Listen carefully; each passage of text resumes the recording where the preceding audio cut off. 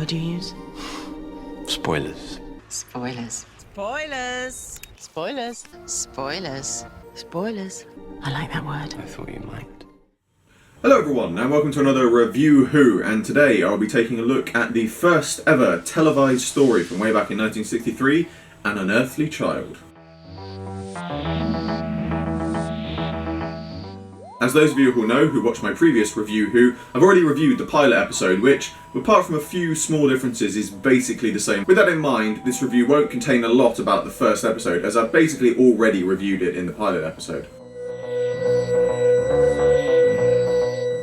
For a show that is now most predominantly known as the world's longest running sci-fi full of spaceships, futuristic atmosphere and aliens, it seems odd that its very first episode would leave out most of this and take us to the dawn of prehistoric man. However, when you consider that the original sci-fi element to Doctor Who was the Doctor himself, it's not difficult to reason why they didn't want to add too much of that futuristic atmosphere to begin with, and instead this story started the, albeit short-lived, tradition of purely historical stories.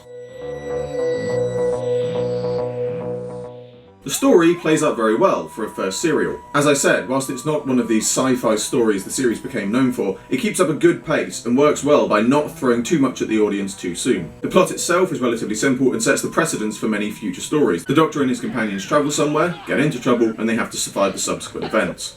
Look at that. They've been split open. Following the initial introduction of the Doctor and his mysterious spaceship, the story takes us back to the time of prehistoric man, where fire is valued above all else.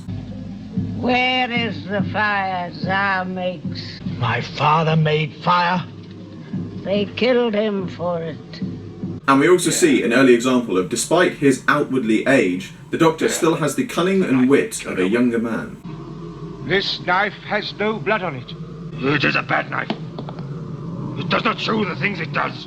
I have never seen a better knife. I will show you one. This knife shows what it has done. There is blood on it.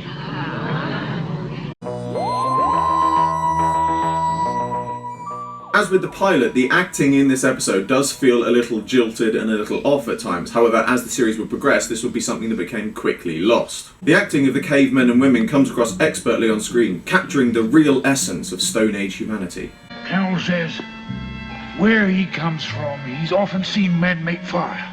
The tension between the Doctor and his new unwilling companions comes across very well on screen, particularly some of the scenes between Ian and the Doctor, with their rivalry to become the leader of their little group really fitting the tone of the story. What are you doing? Well, I was going to get him to draw our way back to the TARDIS.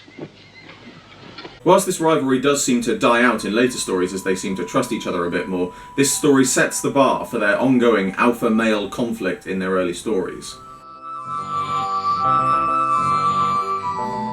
Doctor Who has become known for many actors appearing over the years taking different roles in different stories, some once or twice, others 5 or 6 times, and even 2 so far have actually gone on to star in the series and then later become the Doctor themselves. However, 4 of the principal actors playing the primitives in this story would be some of the first to start this tradition. Jeremy Young, who played Carl, would later go on to play Gordon Lowry in the unfortunately still missing Mission to the Unknown. Derek Newark, who played Carr, would later go on to appear as Greg Sutton in the 3rd Doctor story Inferno. Althea Charlton, who played Her, would later go on to play Edith, once again alongside the 1st Doctor in The Time Meddler. And lastly, Eileen Way, who played Old Mother, would later go on to play Kalia in Creature of the Pit alongside the 4th Doctor, although Eileen's claim to Doctor Who fame goes a little further than that. Not only as Old Mother was she the first character to die in the programme, but she also had a brief cameo in the film version of Dalek Invasion of Earth. It's for doing that than working in the mine.